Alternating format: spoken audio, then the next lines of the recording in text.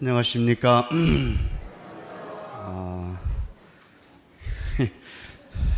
금방 경력을 말씀하셨는데 여기 평협회장님이 저한테 전화를 하셔갖고 경력을 알려달라고 그러셨어요. 그래서 제가 1986년도에 사제수품이 됐고 현재는 주교회 사무처 관리국장으로 있습니다. 그것으로 끝 그랬습니다.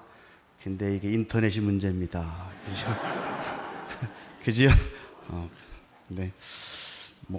주교님 뜻에 의해서 왔다 갔다 많이 했습니다. 하다 보니 벌써 25년 올해 이제 은경축을 지냈습니다. 그러니까 김석순 신부하고 동창이고, 고남일 신부하고 동창이고, 양명현 신부하고 동창입니다. 다 아시죠? 양명현 신부는 누군데? 그 녀석들은 어제 서울에 왔었어요. 서울에, 죄송합니다. 신부님한테 그 녀석들이. 서울 동창 신부 은경축이 있어가지고 거기에 있습니다. 한 녀석은 안 내려온 걸로 알고 있는데. 기도는 아까 하셨고, 느닷없이 평협회장님이 저한테 전화를 하셔갖고 사회교리 학교를 하는데 강의를 해달라고 하시더라고요. 그래서 아니 제주도 섬나라에서 서울에 있는 저한테까지 이런 강의 부탁을 하십니까? 그러는데 다른 데 같았으면 거절을 10중 8구 했습니다. 근데 거절 못한 이유가 딱 두 가지 있습니다. 먼저 여러분의 교구장님, 강일 주교님이 저희 주교회의 의장이시지요? 안 했다면 마저 죽을 것 같고 오실 때마다 혼날 것 같고 그래서 또 하나 제주도 쉽게 오는 데 아니지요. 겸사겸사 와서 오는 길에 저는 이제 일석이조인가요? 내일은 또 친구들하고 놀기로 되어 있습니다. 어쨌든 이런 기회를 주신 하느님과 여러분에게 감사를 드립니다. 오늘 평화에 대해서, 그죠? 평화에 대해서 여러분들에게 말씀을 드리겠는데, 그 사회교리의 11장에 해당하는 내용입니다. 근데 늘 우리는 그 미사 때마다, 그죠? 영성체 하기 전에 평화인사, 아까도 평화인사 하셨는데 평화인사를 하시죠. 근데 이제 평화에 대해서 먼저 여러분 강의로 나눠드린 것은 사회교리 책을 요약해 드린 겁니다. 나중에 그 사회교리 책 같이 읽어보시면 이해가 쉬울 거고요. 평화라고 하는 말은 어떻게 보면 그 구약과 신약에서 엄청나게 많이 나옵니다. 그래서 먼저 그 샬롬이라고 하는 말 많이 하시죠? 노래도 있고 샬롬이라고 하는데 그 성경에서 샬롬은 그 어떤 완전한 복지를 의미합니다. 완전한 상태. 그리고 어떻게 보면 번영, 행복을 의미합니다. 그리고 아주 인격적인 관계를 의미합니다. 인격적인 관계를. 성경에서 말하는 샬롬은. 그래서 이것은 사람과 사람 사이의 친밀함을 의미하고 교제하는 것을 의미하고 나아가서 하느님과의 관계에 아주 인격적인 관계를 의미하는 것이 샬롬입니다. 그 다음에 신약 성경에 와갖고 나오는 단어가 뭐냐면 이제 그리스어인데요. 에이레네라고 하는 말을 많이 씁니다. 근데 성경에 보면 예수님께서 너에게 평화를 빈다고 하는, 부활하신 다음에 제자들에게 나타나실 때 평화가 너희와 함께 하기를. 또 하나 서간에 보면 바오로 사도는 서간에 보면 평화의 인사로 시작을 해서 평화의 인사로 끝나게 됩니다. 이렇게 평화라고 하는 것은 성경에서 어떤 구원의 의미까지 이제 확장해서 설명을 하기 시작을 합니다. 근데 이런 평화를 완성하신 분은 누구십니까? 바로 예수 그리스도이십니다.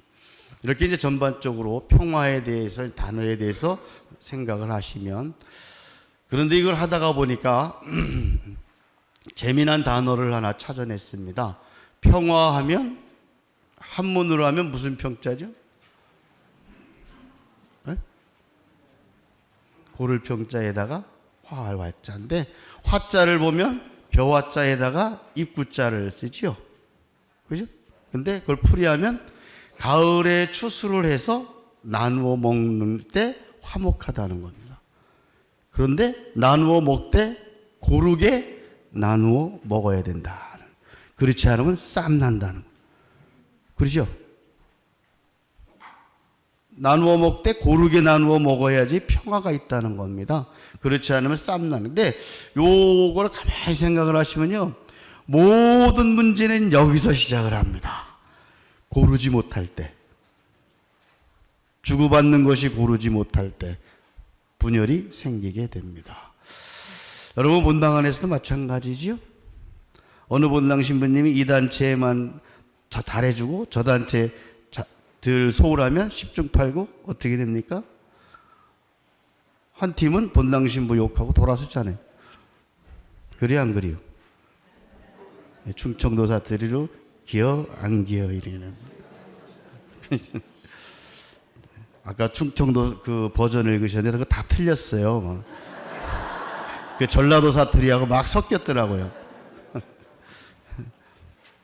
웃자고 한 얘기는 충청도에서 개 먹을 줄 아느냐 딱 두 단위로 개혀 그러면 됩니다. 개고기 먹을 줄 아느냐 딱 두 단위로 개혀 혀 아니요 아니요 그래요? 이렇게 평화라고 하는 생각을 잡고 뭐든지 관계가 고루해야 된답니다. 고르죠?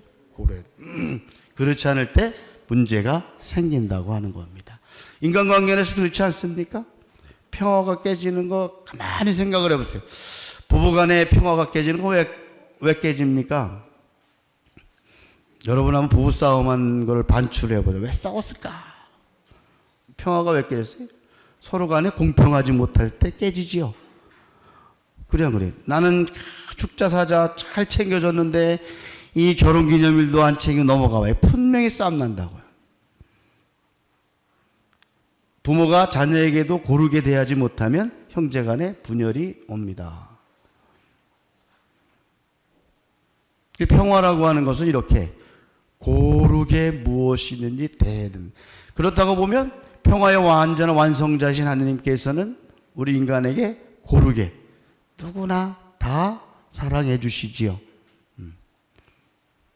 악인에게나 의인에게나 똑같이 비를 내려주신다는 겁니다. 이런 평화에 대해서 기본적으로 한문의 평화를 머리에 넣고 생각하시면 이해가 무지하게 빠르더라고요. 여러분 덕분에 저도 평화에 대해서 평화라고 하는 한문이 무심코 썼었는데 보니까 아주 좋은 뜻이 담겨 있고 그 교회 가르침과도 맞는 단어더라고요. 평화는 성경에서 보면 평화는 하느님께서 주시는 선물입니다. 평화는 우리 사람이 만들어가는 것이 아니라 하느님께서 주신 선물이다. 하느님께서 세상을 창조하셨는데 그 창조하신 세상은 어땠어요? 보시니 참 좋더라. 그러니까 보시니 좋더라. 사람을 창조하신 다음에는 참 좋더라. 그러니까 그러면 하느님께서 세상을 창조하시고 보시니 참 좋아. 하느님은 어떤 하느님이? 평화의 구약성의 평화의 하느님이에요. 그러면 평화의 하느님께서 창조하신 피조물은 어때야 돼? 평화로워야 된단 말이에요. 그렇죠? 그런데 그 평화로운 관계는 뭐냐면 어떤 상태에? 하느님 앞에 논의는 관계. 하느님께서 첫 세상을 창조하신 다음에 아담과 하와를 창조하시고 마지막에 낙원에 딱 네가 관리자로 풀어놓으시잖아요. 거기 성경에 보면 뭐라 했어요? 하느님과 거니렀다 하는 표현이 나옵니다. 그러니까 창조주이신 하느님께서 창조하신 피조물은 참으로 평화로운데 그 평화로운 인간관계는 뭐냐면 하느님과 함께 논의는 상태입니다. 이것이 평화입니다. 근데 이 평화가 깨지죠. 평화가 깨집니다. 인간의 교만 때문에 깨지게 됩니다. 유혹자가 하와를 먼저 유혹을 합니다. 그러고 나서 아담에게 전해지고 사람에게 점점 이 평화가 깨지게 됩니다. 하느님과 논의는 상태라고 하는 것은 바로 가릴 것이 없는 상태를 말합니다. 그런데 하느님과의 평화가 깨지고 난 다음에 아담과 하와는 어떤 상태가 됩니까? 죄를 짓지 않은 상태에서는 벗은 몸이 부끄러운지를 몰랐는데 죄를 짓고 난 다음에 어땠습니까? 벌거벗은 것이 부끄러워 나뭇잎으로 앞을 가렸다고 하는 성경의 표현. 이미 뭐가 됩니까? 단절이 오기 시작을 한 겁니다. 평화가 깨지면 하느님과 단절이 오게 됩니다. 그 다음에 하느님과의 단절은 10중 8구 사람과, 그러니까 서로 간에 그 부끄러운 것을 가렸다고 하는 것은 뭡니까? 사람과 사람 사이에도 벽이 생겼다는 증거입니다. 그러면 거기서 끝나는 것이 아니라 자연과의 단절도 오게 됩니다. 그 평화로운 관계에서 하느님께서 그 벌로 책임을 물으셔서 추방을 하시죠. 자연과의 단절이 옵니다. 그래서 성경에서 말하는 평화는 이렇게 어떤 아주 하느님께서 창조하신 그 선물로서 나타나는데 인간의 잘못으로 깨지게 되고, 그러나 하느님께서는 그것으로 끝나시는 것이 아니라 다시 회복시켜 주시고자 하는 약속을 하시게 됩니다. 바로 메시아를 약속을 하시게 되는 거죠. 메시아는 평화의 왕으로 오시는 분이에요. 우리 신앙으로 다 이미 고백하는 바입니다. 그리고 사회를 구성해가는 인간 조직은 그 목표가 평화에 있습니다. 사회 조직의 목표라고도 하죠. 왜 그러냐면 하느님께서 창조하신 세계는 평화로운 세계이기 때문에 그러한 인간의 교만으로 해서 그 평화가 깨졌지만 다시 그리스도로 인해서 회복이 되게 되고, 그 회복은 다시 우리 인간들이 회복해야만 될 사명이 되게 된다는 겁니다. 나중에 우리 그리스도의 사명으로도까지 연결이 되게 됩니다. 바로 이러한 모든 그 평화에 대한 약속은 메시아이신 예수 그리스도 안에서 완성이 돼요. 성취가 됩니다. 그래서 아까 말씀드린 대로 샬롬은 완성을 의미하기도 합니다. 그리스도께서 마련하시는 완성입니다. 그래서 그리스도는 우리의 평화라고도 이야기를 하죠. 성경에 보면 에베소라든지 그 바오로 사도의 서간을 보게 되면 수도 없이 나오게 됩니다. 평화라고 하는 말이 88번이 나오게 됩니다. 서간 보면. 그러면서 아까 말씀드린 대로 예수 그리스도께 평화를 가져오신 방법, 뭐를 통해서 가져오셨습니까? 하느님과 화해를. 그러니까 아까 말씀드린 대로 사람이 죄를 지음으로 인해서 하느님과 단절이 되고 사람과 사람 사이도 단절이 되게 됐다고 했습니다. 그러면서 자연과의 또 단절이 됐습니다. 그러면 그리스도께서 십자가를 통해서 가져오신 화해는 바로 하느님과의 화해를 가져오는 것이고, 사람과 사람 사이의 화해도 가져오게 되고 자연과의 화해도 가져오게 되는 겁니다. 그래서 예수님께서 부활하신 다음에도 평화가 너희와 함께 하고 인사를 하시게 되고, 우선. 그리고 돌아가시기 전날에도 마지막 만찬을 하시면서도 나는 너희에게 평화를 두고 간다. 그래서 그리스도께서 십자가를 통해서 마련하신 평화는 먼저 아까 말씀드린 대로 하느님 아버지와의 평화이고 또한 사람과 사람 사이의 평화입니다. 그래서 예수님께서 그러죠. 어느 집에 들어가든지 먼저 이 집에 평화를 빕니다 하고 인사하여라는, 사람과 사람 사이의 평화도 가져오게 돼요. 여기서 말하는 것은 자기 형제 자매들하고의 화해를 의미합니다. 그래서 여러분들이 이따도 설명을 드리겠지만 미사전에 영성체 전에 하는 평화의 인사는 단순한 안부 인사가 아닙니다. 일주일 만에 보니까 그동안 잘 있었어 하고 하는 안부 인사가 아닙니다. 그렇게 생각하면 그 영성체 전에 하는 이 평화 인사는 엄청난 뜻이 담겨 있는, 바로 나는 그 자리에 화해를 하고 와서 있는가. 첫 번째는 하느님과 나는 화해를 한 상태인가, 형제들하고 화해를 한 상태인가. 그래서 그 평화 인사는 바로 화해의 인사입니다. 나는 과연 화해를 했는가 하는. 안부 인사가 아니에요. 네? 미사 전에 하는 평화 인사는 단순한 안부 인사가 아니라 아주 깊은 뜻이 있는 화해 인사라는. 그랬을 때 우리의 영원한 양식으로 오신 예수 그리스도를 받아 모시러 나가는 겁니다. 근데 여기서 생각을 하면 저는 본당신, 지금은 이제 본당신부가 아니어가지고, 근데 본당신부로 있을 때 제가 제일 비기 싫어하는 그 신자들이 누구였느냐면, 미사 때 와가지고 저 구석증에 앉는 사람들. 구석증에 앉아서, 세상 고민은 다 짊어지고 있는 것처럼 머리는 12시 5분 전으로 싹 수그리고 눈은 쫙 내리깔고 그렇게 열심히 할 수가 없어요. 근데 막상 영성체 할 때 안 나오는 사람들 제일 보기 싫어요. 막말로 해서 지가 죄를 졌으면 얼마나 졌어요. 그저 그 교만이에요. 하나님 앞에 자격론을 놓고 따지면 이 세상에 한 점 부끄러움 없이 예수님의 몸을 받아 모실 수 있는 사람은 한 사람도 없어요. 그것은 사랑이신 예수 그리스도의 사랑의 초대를 거부하는 겁니다. 사랑의 배신자예요, 배신자.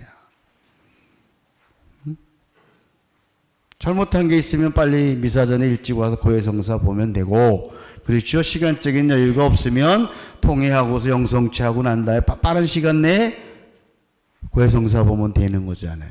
여러분 죄 졌으면 얼마나 졌어요? 기껏해야 뭐 쭉 꼽을 수 있지요? 쭉 꼽을 수 있죠. 그렇기 때문에 화해 인사를 하게 되고, 그렇게 부족한 인생살이이기 때문에 영성체하기 전에 마지막 청원 기도가 뭐예요? 뭘 기도해요? 주님, 제가 제 안에 주님을 모시기에 합당치 않사오나 한 말씀만 하소서. 제가 마지막, 그렇게 그만큼 우리가 부족하기 때문에 영성체하기 전에 마지막 청원 기도를 하는 거예요. 근데도 숨어 있다가 안 나온다고. 미사에 참석하시면 영성체 하세요. 하셨어요? 꼭 하세요. 안 하는 사람은 사랑의 배신자예요. 사랑이신 분의 사랑의 초대를 거부하는 거예요. 그리고 스스로 죄인을 만들지 마세요. 하나님은 우리가 째째한 분 아니에요. 우리 신자들이 하느님을 째째하게 만든다고요. 하느님은 모든 것을 다 바쳐서 우리 사람을 사랑하셨는데 우리 신자들이 하느님을 째째한 분으로 만든단 말이에요. 그러신 적 있으시지요? 그러지 마세요. 여기 수녀님들도 계신데 수님들도 째째하게 하느님 만드시는 분들 많아. 그래서 저는 수도자들 고해성사를 절대로 안 줘요.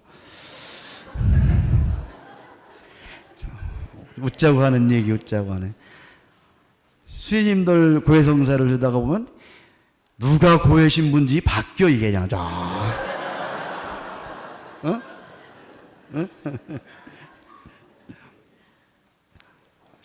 고해사제가 해야 될 훈계 내용까지 다 당신이 다 해. 우린 편하지. 그냥 보석만 좀. 두 동창 신부가 큰 때가 되면 서로 고해성사를 주고받는 사이가 있습니다. 하나는 분도에 소속 분도 스님도 안 계시지요. 분도에 소속 수사신부고 하나는 교구 재속사제입니다. 이제 부활 준비를 해야 되니까 서로 만나서 이제 고해성사를 주는 겁니다. 먼저 재속사제가 이제 분도 수사신부한테 성사를 받습니다. 그러니까 그 수사신부님이 참 세속에서 신자들하고 어울리며 사느니 참 얼마나 힘드시겠습니까? 그래도 보석은 해야지요. 그러면서 묵주신공 한 꼬미를 하십시오. 그런데 묵주신공 한 단이 끝날 때마다 성인 호칭 기도를 한 번씩 갚아주십시오.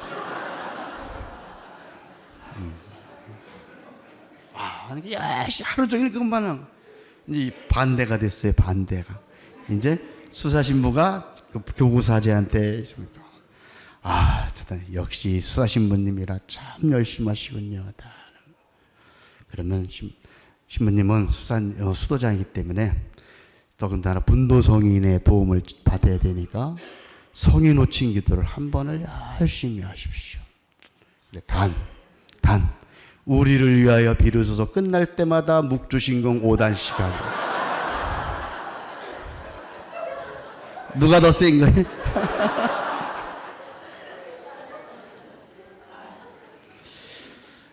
웃으니까 좋으시지요? 이 안에 평화가 있어요, 없어요? 지금 웃으실 때 더하기 빼기 하셨어요, 안 하셨어요? 안 하셨죠? 있는 그대로가 좋지요. 바로 하느님 앞에 있는 그대로가 평화입니다. 더하지도 말고 빼지도 마는 거예요. 항상 우리 사람이 더하고 뺄 때 이 형평이 어긋나는 거예요. 고름이 깨진단 말이에요. 그렇기 때문에 분열이 오게 되고 다툼이 오고 싸움이 오는 거예요. 화해가 안 되는 거예요. 화해가. 더하기 빼기 계속 부부간에도 여러분들 더하기 빼기 화해돼야 안 돼요? 안 됩니다. 그래서 예수님께서 주님의 기도 가르칠 때 뭐라고 그랬어요? 그때 저희에게 잘못한 일을 저희도 용서하셨듯이 저희의 잘못을 용서하시고 마태복음 6장 12절에 나오고는. 그러면서 우리 주님의 기도 마지막 용서를 하시죠? 형제를 용서해야만 우리도 용서해달라는 겁니다. 내가 하느님 앞에 용서를 받으려면 나는 뭐예요? 형제를 먼저 용서해야만 돼. 전제 조건이에요. 우리는 하느님께로부터 무한한 용서를 받았는데 막상 우리는 형제자매들한테 용서하는데 참 인색하시죠. 죄송합니다. 트름이 나와갖고. 제주도 와가지고 꼭 먹고 싶은 게 고등어 찜이었거든요. 조림. 오늘 간 집은 실패를 했어요. 국물이 좀 껄쩍지근해야 되는데 너무 묽어가지고 어느 집이라고 하면 안 돼요. 거기 장사하는 집에서.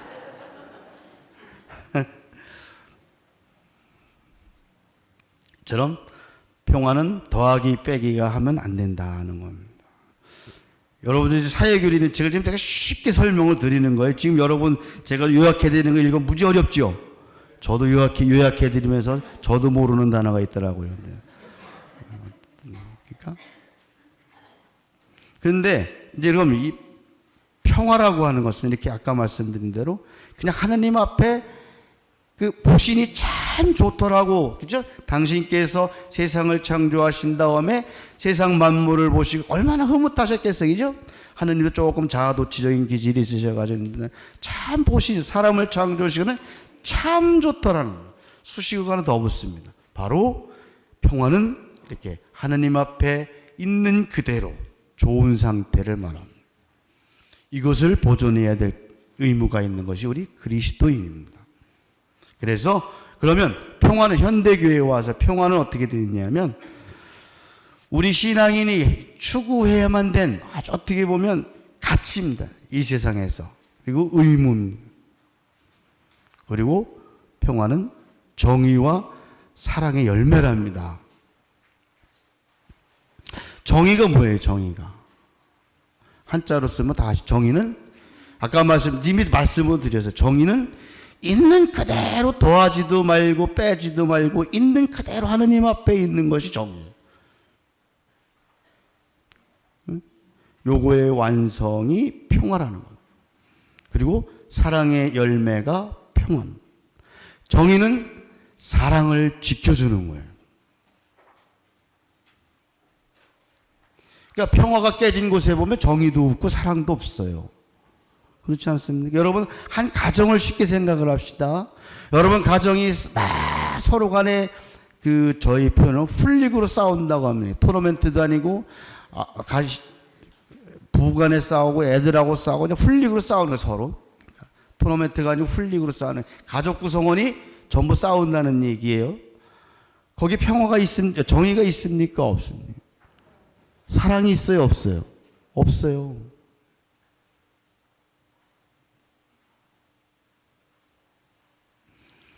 바로 우리 신앙인들은 평화가 정의와 사랑의 열매이라면 우리 신앙인들은 그것을 추구하고 실현해야 될 의무가 우리 신앙인들에게 있다는 겁니다.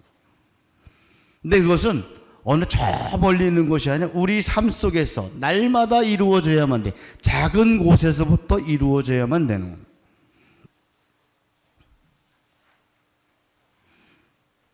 그러려면 뭐가 따릅니까? 자기 희생이 따르죠.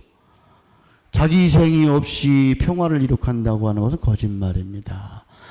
예수님께서 사랑을 완성하시기 위해서는 뭐 어떻게 하셨습니까? 십자가를 지셨습니다. 그래서 지금 우리가 부활 시기를 지내고 있는데 예수님의 십자가는 겉으로 보면 고통의 극치입니다. 최고의 고통의 표현입니다. 그렇지만 예수님께서 십자가를 지신 이유는 뭡니까? 사람을 사랑하시기 때문입니다. 그렇기 때문에 저 십자가는 바로 사랑의 십자가, 사랑의 완성을 의미하는 겁니다.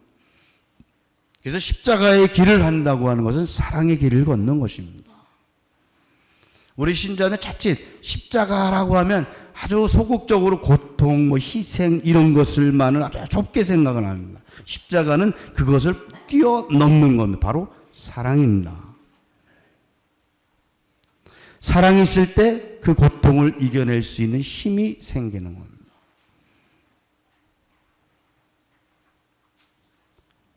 예수님께서 자기 십자가를 지고 따라오라는 이 권고의 말씀은 사랑의 길을 가라는 것입니다. 당신이 사람을 사랑하셔서 십자가를 지셨듯이 자기 십자가를 지고 당신을 따라오라는 이 말씀은 바로 사랑의 길을 가라고 하는 것입니다. 그랬을 때 평화가 오는 겁니다. 일상의 삶 안에서도 마찬가지시지요. 여러분들 가정 안에서도 서로 간에 생각하고 말하고 행동하며 자기를 죽이는 것이 없이 가족의 평화를 이룩할 수가 있습니까? 없습니까? 없지요.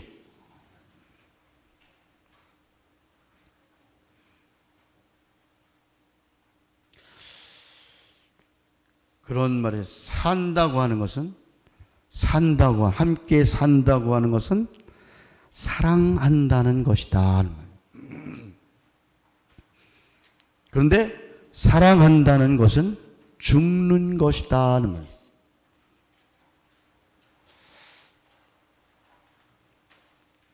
자기 자신을 죽일 때 진정으로 사랑은 피어난다고 하는 거죠.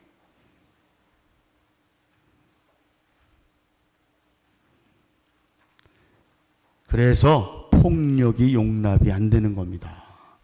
왜? 그것은 정의를 깨는 것이고 사랑을 파괴하는 것이기 때문에 그렇습니다.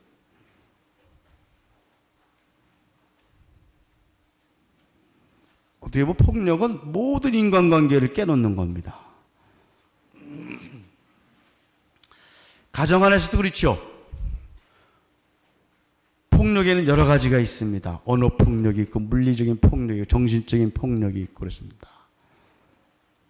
그것은 가족을 해칩니다. 여러분들 가슴에 손을 얹고 생각해봐요. 나로 인해서 가정의 평화를 깨친 적은 없는가? 내가 말하고 행동하는 것 때문에 가족 간에 불편함을 줬거나 가족의 평화를 깬 적은 없는지 있으시지요? 대답이 작으시네.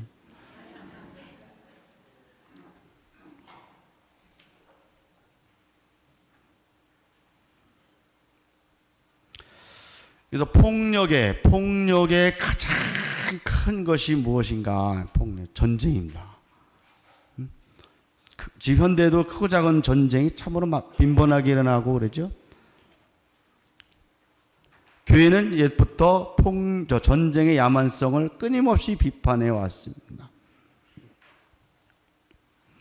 전쟁은 그야말로 재앙입니다. 재앙.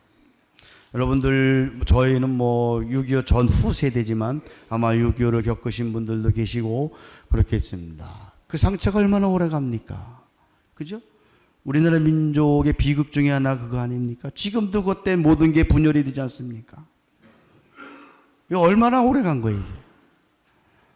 세대가 바뀌는데도 옛날 그 상처 있는 사람들은 그것 때문에 쉽게 사람을 받아들이지를 못합니다.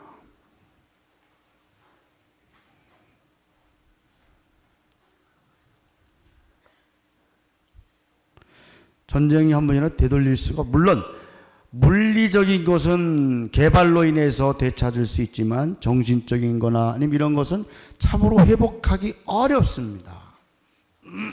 우리나라 사회가 그렇지 않아요. 지금 그 모든 원인이 그런 것 때문에 현대도 자꾸 갈라지지 않습니까? 자꾸 갈라지. 이거 얼마나 회복하기 어려운 거예요. 회복하기. 가정 안에서도 마찬가지입니다. 서로 간의 상처를 갈라진 것은 회복하기 참 어렵습니다. 여러분 경험하신 분들 계실 거예요.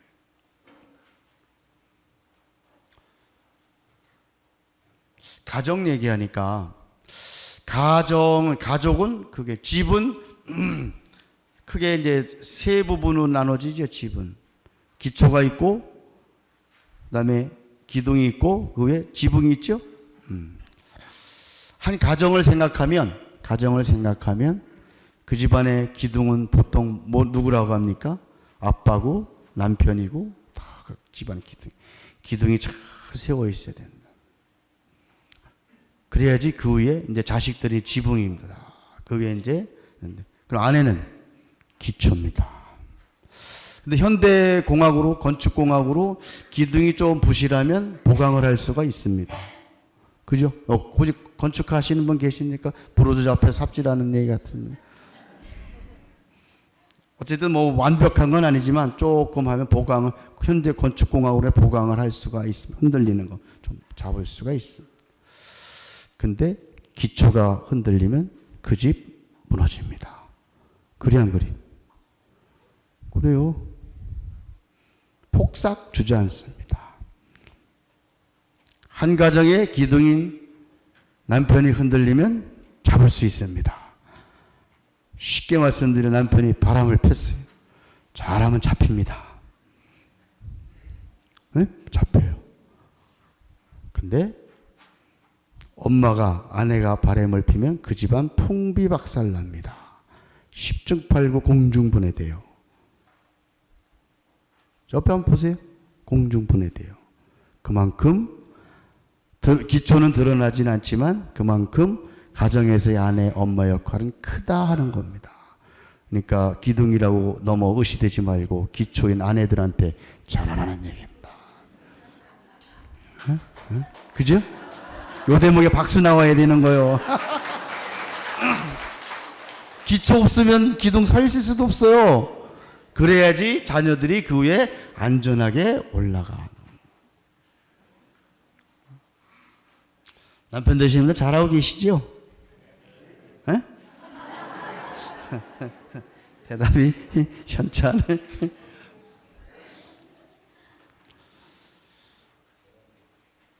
근데 그 고무줄을 양쪽에서 딱 당기면 어떻게 됩니까? 늘어나죠? 늘어나다가 탄성이 다 없어지면 어떻게 됩니까? 끊어지죠? 끊어지면 한쪽만 아픕니까? 양쪽이 다 아픕니까? 양쪽이 다 아프지요. 부부관계는 그렇다고 합니다. 그래, 너 땡기냐? 그래, 나도 땡긴다. 그럼 이건 조금 있으면 양쪽 다 아파요. 그러면 너 땡기냐? 그래, 오늘은 모른 척하고 끊어지지 않을 만큼 딸려가 주는 거죠. 그래야 안 그래? 딸려가 주는. 이게 줄다리기를 잘해야 돼. 애미 갔다 오셨지? 애미. 근데 무조건 양보하세요. 그게 좋은 것 같더라고요. 저는 잘 모르지만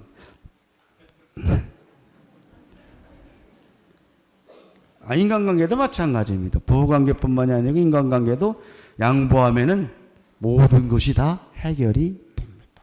분당 공동체 안에서도 마찬가지예요.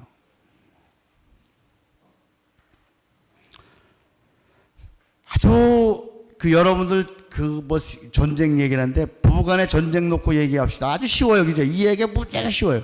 전쟁 왜 일어나요? 부부간에 뭔가 찾으려고 할 때 쉽게라고 이것이 충족이 되지 않을 때 싸우죠. 내가 먼저 조건을 내세우고 딱 선을 두면 이게 충족이 되지 않으면 분명히 말이 쉽게 나가질 않습니다. 쉬운 일 하나 해드릴까요? 오늘이 결혼 20주년입니다. 딱 했는데 아내는 이야 오늘 결혼 20주년이니까 신랑이 들어오면서 일찍 들어와서 뭔가 좀 조그만 선물에 대해 꽃 한 송이를 갖고 오겠지. 딱 기대를 딱 해. 이거는 뭡니까? 벌써 남편에게 바라는 조건이 딱 서 있죠. 근데 꽃 한 송이는 웬걸 술이 떡이 돼가지고 집 찾아온 것이 용하단 말이에요. 그럼 어떻게 됩니까? 말이 쉽게 나갑니까? 고운 말이 나갑니까? 안 돼. 왜? 이미 나는 남편한테 바라는 조건을 다 세워놨어요. 근데 이게 충족이 되지 않았단 말입니다. 그러니까 부딪히는 겁니다. 그런데 에휴 네가 무슨 20주년이라 꽃은 무슨 얼어 죽을 놈의 꽃이냐. 그냥 집이나 제대로 찾아 들어와라. 그렇게 아주 편안하게 있었어요. 그죠? 아주 편안하게 있었는데 딱 아파트 문을 딱 짠 하고 장미 한 송 입에 딱 물고 딱 나타나면 이거는 환상이 환상. 그래 안 그래요? 나는 전혀 남편한테 바라는 바가 없었는데 그래도 잊지 않고 장미꽃이 한 송이 입에 물고 왔단 말이에요. 얼마나 사랑스럽겠어요? 그래 안 그래요? 바로 전쟁을 막는 방법이에요. 국가 간의 관계도 마찬가지입니다. 뭔가 취하려고 하는 클 때 전쟁이 일어나는 거예요. 겉으로는 아주 포장을 잘합니다. 그러니까 이제 불의한 일이 일어나고 지금 지구 곳곳에서 불의한 전쟁에 크고 작은 전쟁이 얼마나 많이 일어나 나중에 테러에 대해서 나오게 되는데 얼마나 많이 일어납니까? 다 욕심에서 나오는 겁니다.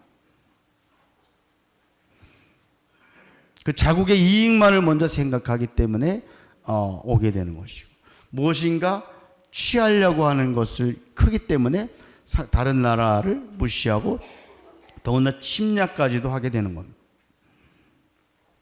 우리나라 6.25도 마찬가지입니다. 강대국의 이권에 의한 우리는 희생자들이죠. 강대국들의 이권에 의해서 우리나라가 분열이 되고 탈했던 겁니다.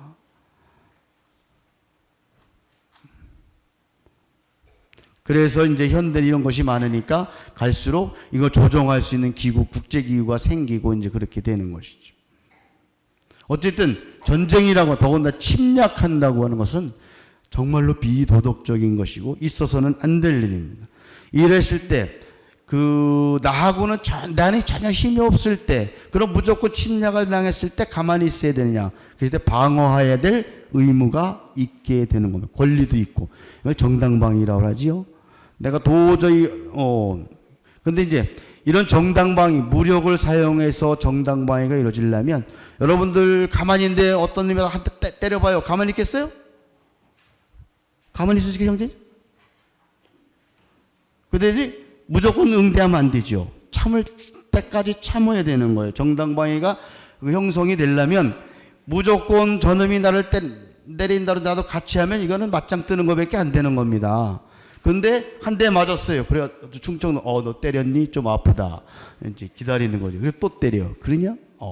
근데 도저히 참을 수가 없는 상태가 됐을 때 내 자신의 신체를 보호하기 위해서 방어를 하기 시작을 하는 겁니다. 네가 내가 참으니까 아무것도 못하는 거 아니야. 나 그래 쿵우 6단이다. 해치운 겁니다.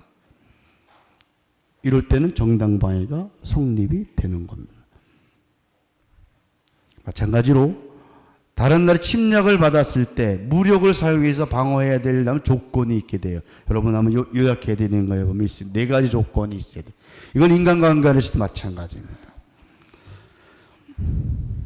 어떤 공격이 아주 계속적이고 심각하고 확실해 계속적이어야 돼. 한두 번은 참았는데 여기 만만한 게 뭐라고 그냥 한 번 얻어 맞아주니까 계속 공격을 한단 말이에요.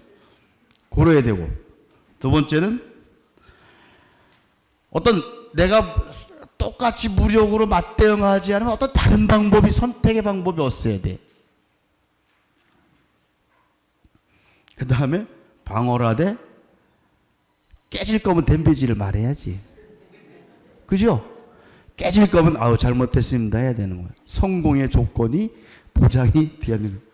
그렇죠. 이기지도 못하고 덤볐다가 더 맞으면 큰일 나잖아요. 그 다음에 거기 보면 더 중요한 게 마지막이에요. 내가 저 녀석을 제거하는 것보다 오히려 더 큰 피해가 생기면 안 되는 거예요. 예를 들면 저 친구를 제가 해치웠는데 그곳에 저 가족이 완전 풍비박살난다. 더 큰 피해죠.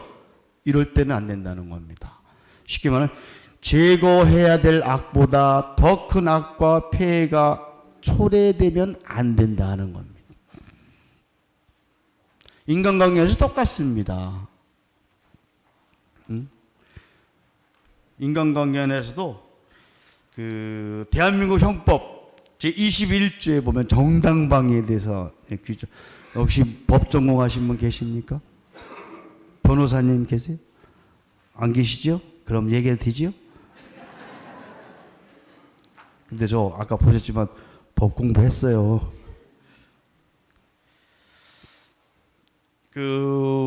우리나라 형법에서 정당방위가 성립이 되려면 세 가지 조건이 돼야 됩니다. 이거는 일상에서 할 만해서도 알아두시면 아주 급박하고 부당한 침해가 있어야 돼요. 그렇죠? 급박하고 부당해야 된다는 겁니다. 침해가 있습니다. 근데 여기서 급박하다고 하는 것은 현재를 말하는 겁니다. 현재를 말하는 거예요. 그래서 과거 또는 미래의 침해에 대해 예측하고 방어하는 것은 안 된다는 겁니다. 그래서 쉽게 말씀드리면 여기 얘가 너무너무 재밌어서 제가 따왔는데 밤마다 어느 녀석이 와서 술을 훔쳐가. 우리 집에 들어와서 밤마다 와서 술을 훔쳐간단 말이에요. 그래서 이 술을 훔쳐가지 못해 방어하기 위해 술독에다 독약을 타놨다. 이건 정당방위가 아니라는 얘기. 쉽지요? 이거는 미래에 일어날 일을 예측해서 한다는 건 안 된다는, 급박하다는 얘기는 현재, 지금 내가 의도 터져야 된다는 얘기. 너무 말이 너무 쉬운가요? 좀 고급스럽게 말씀드리면. 두 번째는 자기 또는 타인의 권리를 방어하기 위한 것이어야 된다. 자기 권리나 아니면 제3자의 권리를 보호하기 위한 것이어야 된다. 세 번째는 부득이해야 된다는 겁니다. 근데 이제 문제는 이 부득이가 어디까지가 부득이냐. 그죠? 맞아요. 부득이는 판단하겠다 다르죠. 부득이는 어디까지가 부득이냐. 그래서 요거를 판단하는 것이 어디입니까? 법입니다. 그리고 최종 판단은 누가 해요? 판사 아저씨들이 하는 겁니다. 이렇게 요게 이제 우리나라 형법에서 말하는 정당방위에 대한 인간관계에서도 마찬가지입니다. 그래서 말 안 듣는 녀석 버릇 고치는 데는 화장실 뒤로 가서 한 대 올리는 것이 제일 빠릅니다. 그 대신 목격자가 있어서는 안 됩니다. 무슨 말씀인지 아시지? 또 진정을 하지 마요. 요 네 가지 무력서 정당방위가 네 가지가 충족이 됐을 때 정당한 전쟁이랍니다. 의로운 전쟁, 정당한 전쟁. 근데 이런 것이 얼마나 있겠습니까? 이 네 가지가 완전히 충족되는 전쟁이 이 세상 지구상에 있습니까? 없습니다. 따지고 보면 다 밑에 이익이 깔려 있습니다. 이해관계가 깔려 있습니다.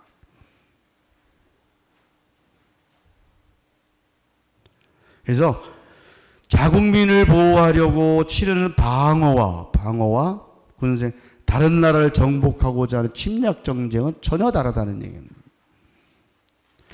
그러고 보면 우리나라 대한민국은 역사로 참 대단한 민족이에요.